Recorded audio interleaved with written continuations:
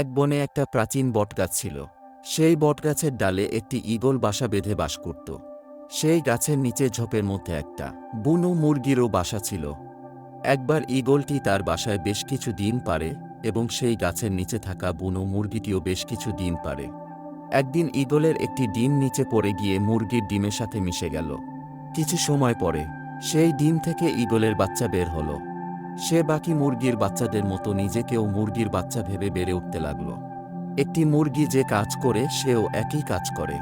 সে মুরগির মতো গা ঝাঁকুনি দেয়, মাটি খুঁড়ে দানাশস্য ও পোকামাকড় খায় এবং মুরগি যতটা উঁচুতে উঠতে পারে সেও তত উঁচুতে উঠতে পারে। একদিন সে দেখল আকাশে একটা পাখি সবাইকে ছাপিয়ে গিয়ে অনেক উঁচুতে খুব গর্বের সাথে উঠছিল। সে তার মা মুরগিকে জিজ্ঞাসা করল, ওই যে পাখিটি খুব গর্বের সাথে এত উঁচুতে উঠছে তার নাম কি? মা মুরগি উত্তর দিল, সেই পাখিটা একটা ঈগল। তখন বাচ্চা ঈগলটি মা মুরগিকে জিজ্ঞেস করল, কেন সে নিজে এত উঁচুতে উঠতে পারে না? তখন মা মুরগি বলল, তুমি মুরগি, তাই তুমি এত উঁচুতে উঠতে পারবে না। সে ঈগলটি মা মুরগির কথা মেনে মুরগির মতো জীবনযাপন করতে করতে একদিন মারা যায়। বন্ধুরা, আমরা যখনই নতুন কিছু ভাবি বা নতুন কিছু করার চেষ্টা করি, তখন অন্যরা আমাদের এই বলে থামিয়ে দেয় যে, তুমি এটা করতে পারবে না, এটা তোমার দ্বারা কখনই সম্ভব নয়।